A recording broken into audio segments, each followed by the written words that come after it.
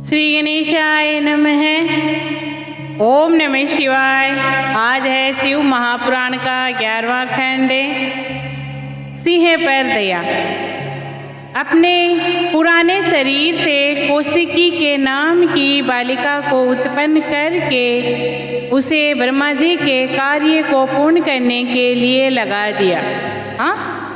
कौशिकी ने अपने सेवक सिंह पर दया करने के लिए ब्रह्मा जी से कहा। क्या कहा? ध्यान से सुना इस पूरी कथा को। यह सिंह मेरा परम भक्त है। मेरी तपस्या के समय इसने मेरी अन्य सिंह जीवों से, हिंसक जीवों से रक्षा की थी, इसीलिए यह अब हमेशा के लिए मेरे पास रहने वाला है। ओम नमः शिवाय। इसी प्रकार से देवी माँ के साथ सिंह हर वक्त रहता है। सिंह की सवारी इसी कारण से माँ के साथ हुई थी, इसीलिए ये अब हमेशा के लिए मेरे पास रहने वाला है। मैं इसको ही साथ लेकर राजभवन में जाऊंगी। माँ पार्वती कहती है ऐसे। ब्रह्मा जी बोले, हे कल्याणी, मुझे तो यह कोई अपने कर्मों का फल भोगने वाला प्रतीत होता है। यदि यह आपका भक्त है और आपकी भक्ति में सराबोर हो चुका है तो यह निष्पाप हो गया है और आपका परम सेवक पात्र बन गया है। ऐसे ब्रह्मा जी कहते हैं। इतना कहकर ब्रह्मा जी अंतर ध्यान हो गए। भगवती सिंह को साथ लेकर अपने माता पिता के यहाँ से मंदराचल पर्वत पर भगवान शंकर के पास आ गई। ओम नमः शिवाय, ओम नमः शिवाय, ओम नमः शिवाय। अब आगे की कथा सुनिए। शिव गौरी मिलन। वायुदेव बोले, गौरी को उठाकर भगवान शंकर ने हृदय से लगा लिया और बोले, हे प्राण प्रिय, अब आप क्रोध करना तो भूल चुकी होगी। आपने स्वभाव से ही गौरी और कालिका द्वारा मेरे मन को लुभा लिया है। ओम नमः शिवाय। अब हमें आपस में किसी प्रकार का विद्वेष नहीं रखना चाहिए। हम दोनों संसार के कारण और आधार रूप हैं, इस कारण हम दोनों को मिलकर रहना चाहिए। शिव जी की इस प्रकार की बातें सुनकर गौरी शर्मा गई। ओम नमः शिवाय, ओम नमः शिवाय। और बोली कि आपकी कृपा से मैंने दोनों दैत्यों का वध करा है और इसी शक्ति की आराधना तथा पूजा करने से व्यक्ति फल प्राप्त करेगा। गौरी ने अपने सिंह को बुलाकर भगवान शंकर से कहा कि यह मेरा सेवक है। तपस्या करते समय इसने मेरी हिंसक जीवों से रक्षा की थी।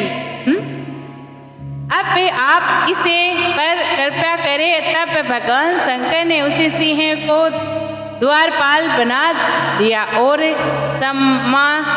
नंदी नामक द्वारपाल को राजमहल का मुख्य द्वारपाल नियुक्त कर दिया।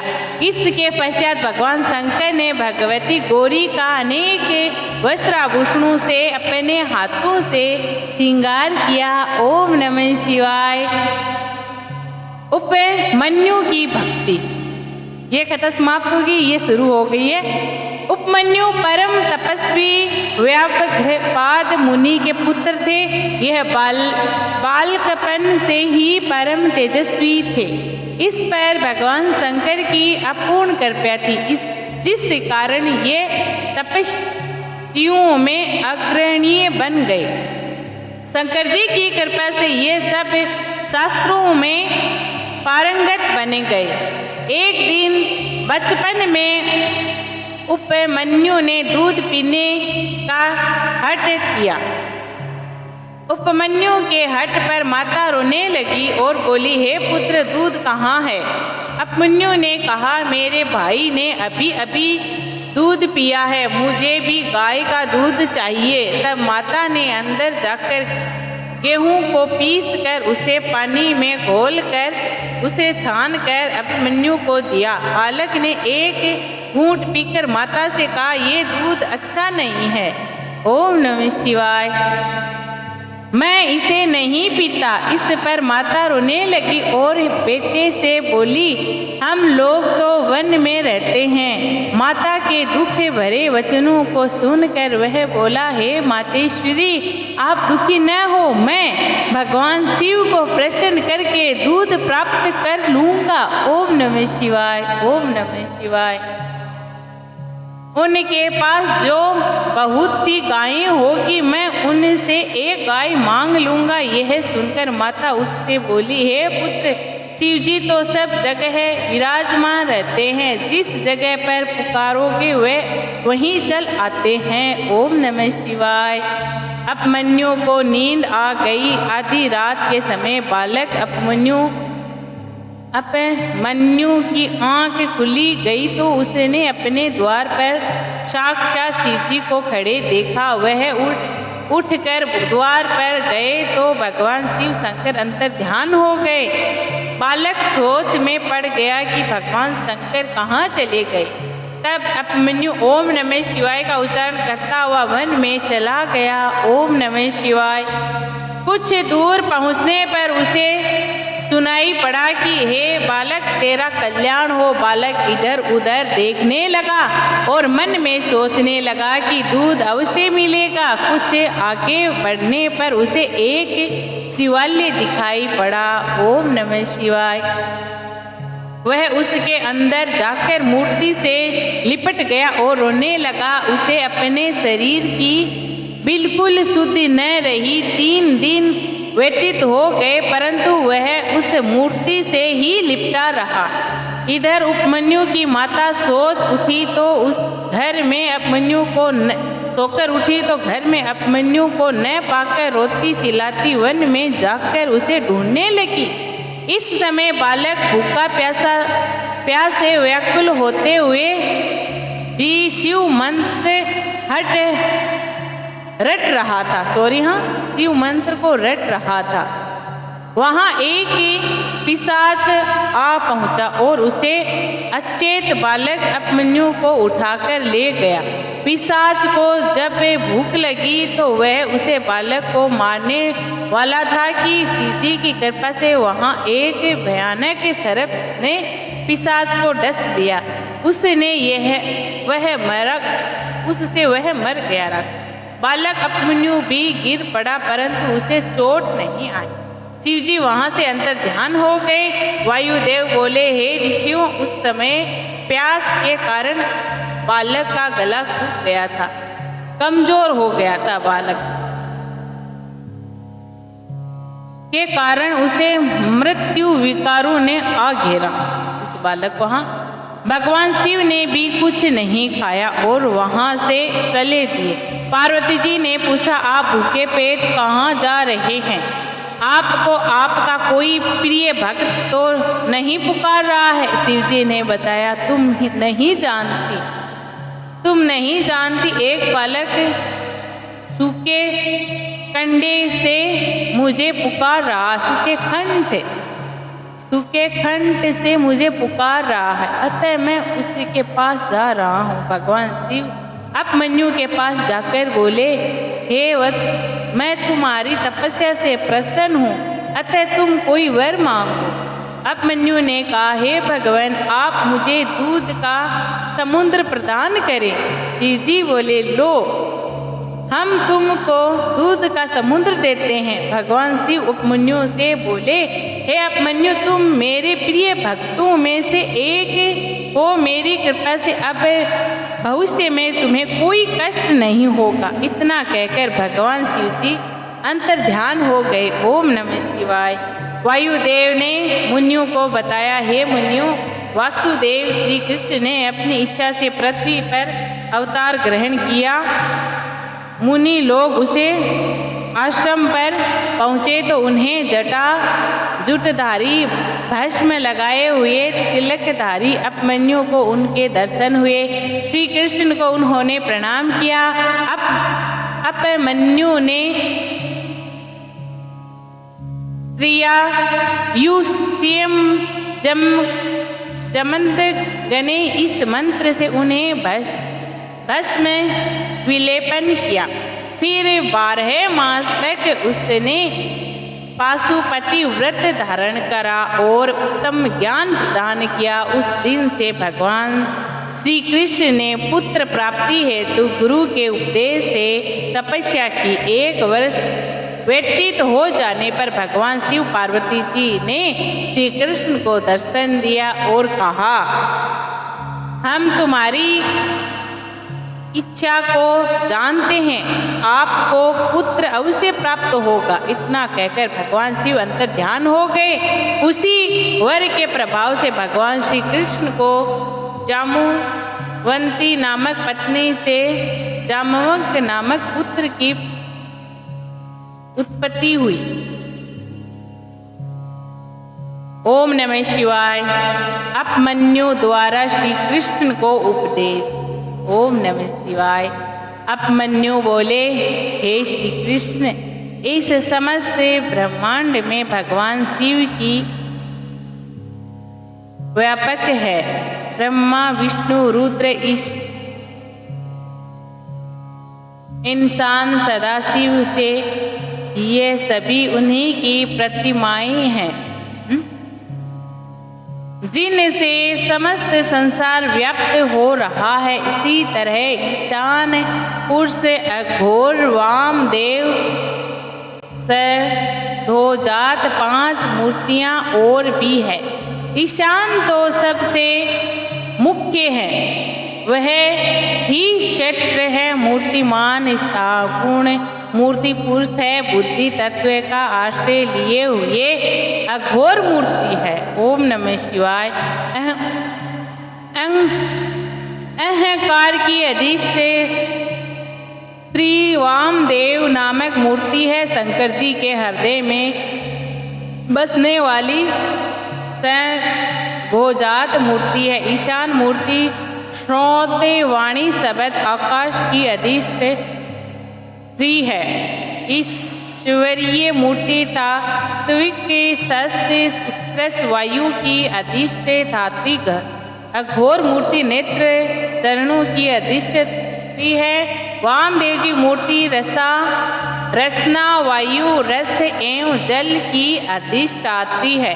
इस प्रकार भगवान शंकर की 8 प्रतिमाएं हैं। धागे में जिस प्रकार मणियां ग्रंथित रहती है, उसी प्रकार इन मूर्तियों में संसार ग्रंथित है। वे हैं सर्वे भव्य रुद्र उग्र भी पशुपति ईशान तथा महादेव। यह पृथ्वी जल तेज वायु आकाश क्षेत्र सूर्य तथा चंद्र को धारण किए हुए हैं। इसी तरह समस्त संसार शिव रूप है। ओम नमः शिवाय। अतः शिव जी की आराधना ही अभय अनुग्रह कराने वाली है। श्री कृष्ण बोले, हे उपमन्यु, अब आप कृपया कर यह बताइए कि स्त्री पुरुष द्वारा यह समस्त संसार किस तरह अधिष्ठित है। उपमन्यु ने बताया, हे वासुदेव, कृष्ण स्त्री पुरुष महादेव शंकर की ही विभूति है। महादेव जी ही सर्वशक्तिमान है। ये सारा जड़ चेतन दृश्य सब कुछ श्री शिव और शक्तिमान है। ओम नमः शिवाय। ओम नमः शिवाय कहने का मतलब है इस संसार में सब कुछ है तो वह शिव है। श्री शिव के समान धर्म वाली है। यही शक्ति शिव को विभक्त करती है। समस्त संसार में पार्वती जी की शक्ति व्याप्त है। उसी शक्तिमान से क्रियात्मक शक्ति मिलती है। वह मुख से नाद को उत्पन्न करती है। नाद से बिंदु, बिंदु से सदाशिव महेश्वर, महेश्वर से विदा उत्पन्न करती है।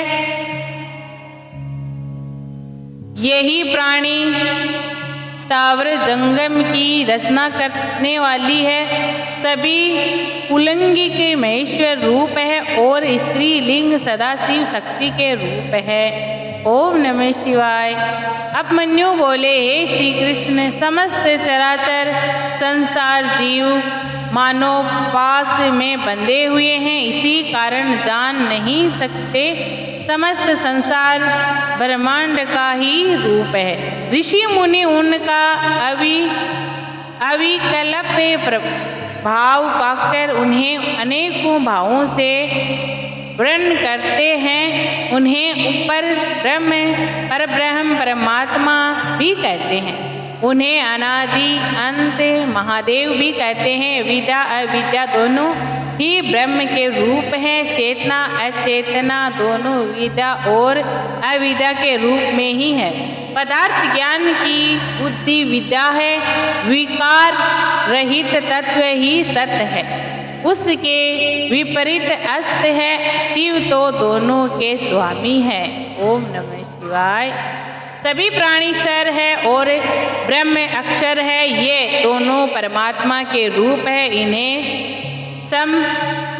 समष्टि और व्यष्टि रूप से भी जाना जाता है। शिव इस संसार के त्रोभाव सदा शिव को जिसने जान लिया है वह सभी मोहग्रस्त नहीं होता। ओम नमः शिवाय। ओम नमः शिवाय। आज की कथा में हम इतना ही पढ़ेंगे। ओम जय शिव ओंकारा। ओ स्वामी जय शिव ओंकारा। ब्रह्मा विष्णु सदा शिव अर्धांगनिधारा। ओम जय शिव ओंकारा।